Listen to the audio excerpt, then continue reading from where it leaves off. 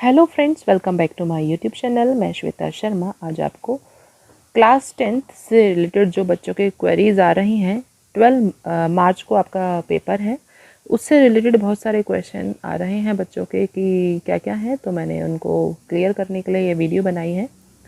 तो अब देखते हैं क्या क्या डाउट्स हैं। पहला डाउट है, जो हमारा क्वेश्चन पेपर होगा उसको हमें हिंदी में लिखना है या इंग्लिश में लिखना है, किस में हमें इसको लिखना होगा। आप हिंदी में लिखिए या इंग्लिश में, किसी भी लैंग्वेज में आप लिख सकते हैं। ऐसा ज़रूरी नहीं है कि आपको इंग्लिश में लिखना है, आप सीबीएसई में हैं या हिंदी में ही लिखना है। मोस्ट ऑफ दी जो टीचर्स होते हैं वो हिंदी में म्यूज़िक पढ़े हुए हैं, क्योंकि ये हिंदुस्तानी संगीत गायन है, तो हिंदी में लिखिए, ज़्यादा अच्छा है। इंग्लिश में लिखना चाहते हैं तो इंग्लिश में भी आप लिख सकते हैं, कोई भी इसमें मार्क्स कट नहीं होगा। दूसरा जो डाउट है वो मात्रा मिस्टेक, अगर आप हिंदी में लिख रहे हैं क्या मात्रा के मिस्टेक्स के मार्क्स कट होंगे? नो, इसमें कोई भी आपका मार्क, एक भी आधा भी मार्क कट नहीं होगा, क्योंकि हिंदी में आप जो लिख रहे हैं वो मात्राओं के मार्क्स नहीं है। टीचर को बस समझ में आना चाहिए कि जो आपने लिखा है वो सामने टीचर को समझ में आना चाहिए कि आपने लिखा क्या है। नेक्स्ट क्वेश्चन जो बच्चों के हैं वो है डाउट कि कितने पेज का आंसर हमें लिखना है। जैसे 1 नंबर का क्वेश्चन है या 2 नंबर का क्वेश्चन है तो हमें कितना लिखना है। जैसे राग है, राग का परिचय आता है तो आपको पॉइंट्स में लिख सकते हैं, आपको पेज भरने से मतलब नहीं है, आपका कंटेंट पूरा क्लियर होना चाहिए। जैसे राग, राग में आपको कितना लिखना है, पेज मत भरिए, मैंने पॉइंट्स में आपको कराया हुआ है। जैसे थाट, स्वरवादी, संवादी, समय, अंग, वर्जित स्वर, आरोह अवरोह, पकड़, ये सभी चीज़ें आपको क्लियर होनी चाहिए। ताल, जितना पूछा जा रहा है आप उतना लिखिए। कि जैसे ताल का परिचय, ठाह, ठाह सुनकर पढ़कर बच्चे सोचते हैं ठाह क्या है, तो वो है इगुन। इगुन पूछा गया है तो इगुन लिखिए, चौगुन लिखा बोला गया है तो चौगुन लिखिए। आप अगर उसकी बेवजह आप दुगुन, तिगुन, चौगुन सभी लिख देंगे, उसके कोई भी मार्क्स नहीं लिखेंगे मिलेंगे, बल्कि उसमें एक्स्ट्रा लिख के छोड़ दिया जाएगा।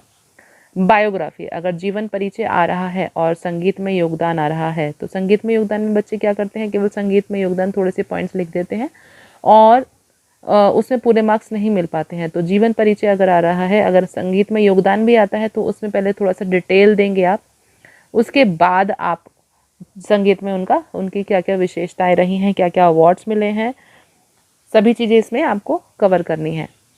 परिभाषाएं, परिभाषाएं में आपको कितनी बड़ा कंटेंट लिखना है।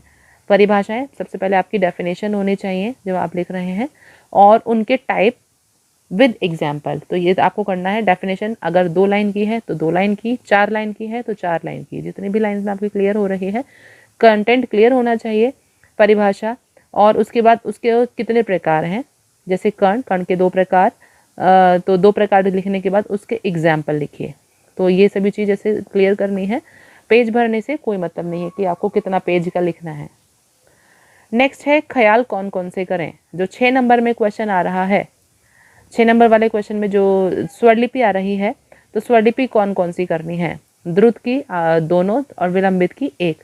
तो विलंबित ख्याल और द्रुत ख्याल में दोनों में चॉइस आएगी, लेकिन ध्यान रखिए इसमें आपकी आलाप और तान जरूर आएंगे लिखने के लिए साथ में। कभी भी ऐसा नहीं आता कि केवल विलंबित ख्याल आएगा और उसमें पूरे 6 नंबर मिल जाएंगे।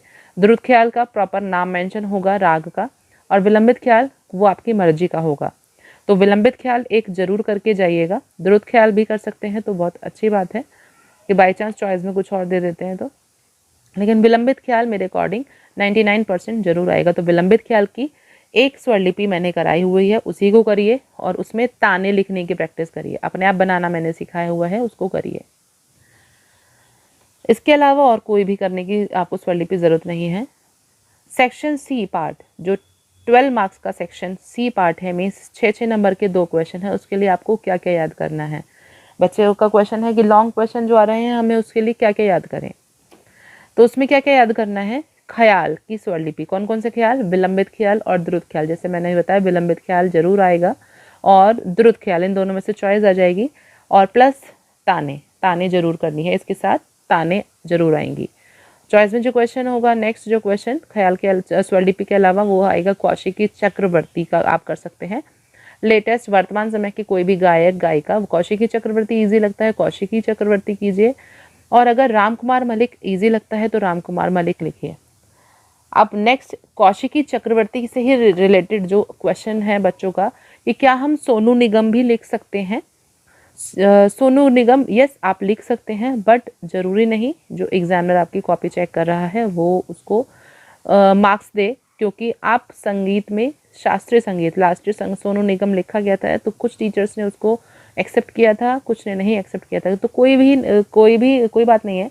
आप कोई भी एक गायक के बारे में लिखना चाह रहे हैं तो एक गायक आप लर्न करिए, कौशिकी चक्रवर्ती, इसके बारे में लिखिए क्योंकि शास्त्रीय गायक हैं ये और आप पढ़ रहे हैं शास्त्रीय संगीत, तो कौशिकी चक्रवर्ती करिए।